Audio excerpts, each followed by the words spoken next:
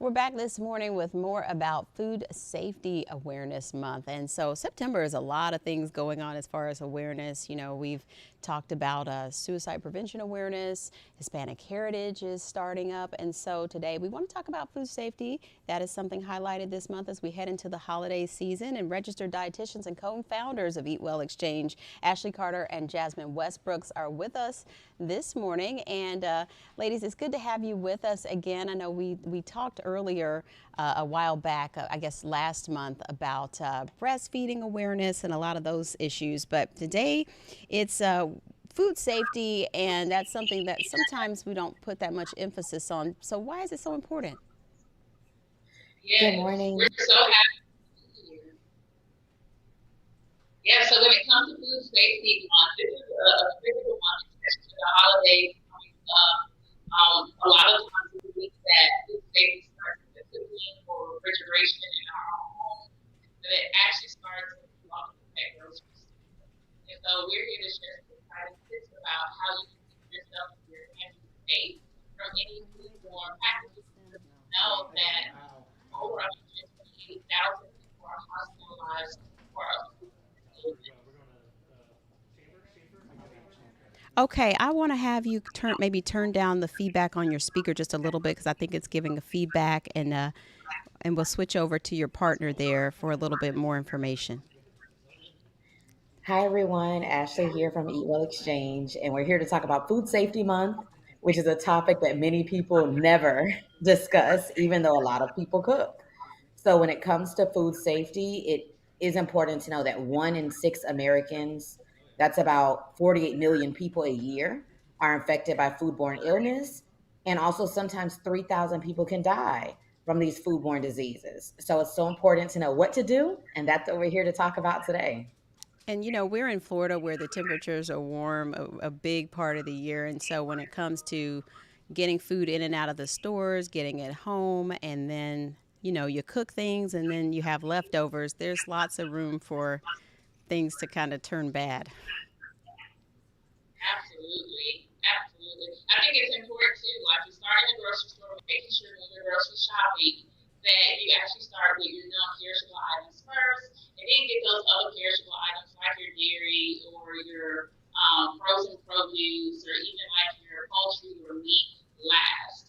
And making sure that you're putting that poultry or their meat in those plastic bags. I know there's a lot of grocery stores now putting those plastic bags very visible in the meat and poultry section for you to separate the meat to avoid any type of juices that may run out of the package.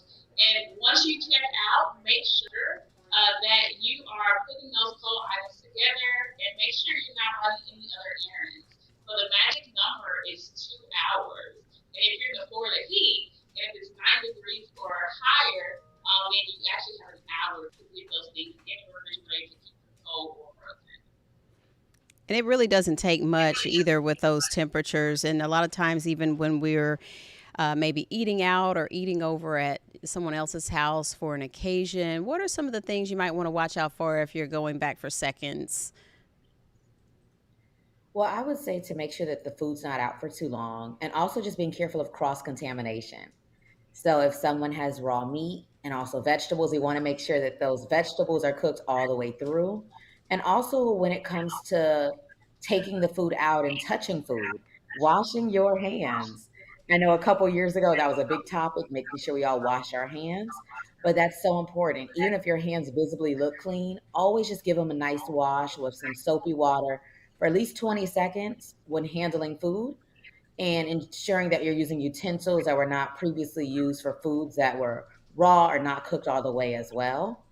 And again, like Jasmine said, making sure foods aren't out for too long. So if it's been more than 2 hours, those are foods that we may need to reheat to high temperatures.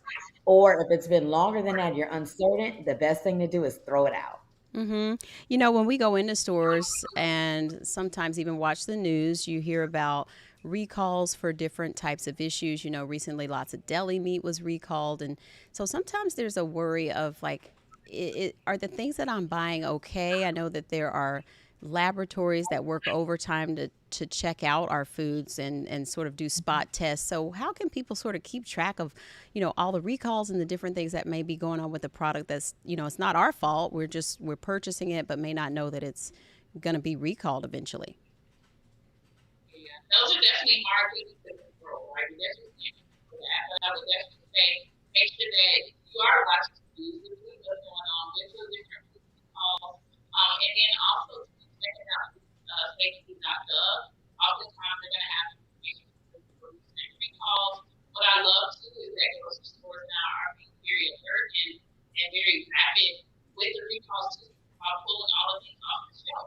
And so those are just a couple of ways when it comes to things we can control. I would say going back to the hot and the cold, there's milk that seems a little bit like a little cold, not really as cold as it can be. And it's probably not the best choice to get. And things that we can do at home too when it comes to putting our food in the refrigerator, right? It's important for us to not put those things in our refrigerator. Instead of putting them back in the refrigerator, get the most of that cold. And last, watch the expiration date. Sometimes those have expiration, right? So making sure that you're looking at expiration date and the sell by date as well to help know what items you put in your grocery cart and take your family through this morning. All right. Anything else that we should know about Eat Well Exchange and how you all work with people to, meet them where they are and talk about some of those food safety issues that do come up? So at Eat Well Exchange, we're registered dietitians, and our focus is to teach people how to eat healthier using cultural foods. And along with cultural foods comes cultural food norms. And we know that people that are from different places, sometimes there's different methods that we use. An example, cleaning chicken. A lot of people from different cultures feel you need to wash chicken and in order to make sure that it's clean. But we know that that's actually not true. But if you tell people from different cultures not to do that, they're still going to do it anyway because that's what they've been taught by their generations. So, what we do recommend is that if you feel that you want to wash chicken, so it's usually with lemon and vinegar and water in the sink, what I recommend to do is put that in a bowl. So put the chicken in a bowl to wash it. That way it decreases the amount of splash that's going to happen. Because the issue of washing the chicken is that the bacteria that could be in the chicken could splash from the kitchen counters and surfaces, and also in that sink that you'll later put other foods in. So what Mm-hmm. I would recommend doing is washing that chicken in a bowl. That way you still satisfy your cultural need to make sure your chicken is clean, Mm-hmm. but also you're stopping that spread of bacteria. So we do various programs throughout the community, food access, cooking classes, and also gardening. And we teach communities how to eat healthier. So please go to our website to get more information on our programming and how we go about educating the community, especially with different topics like this. Well, ladies, thank you so much for joining us again. Hope to hear from you again soon. Take care. Thank you so Absolutely. much. Bye. Bye Bye. bye.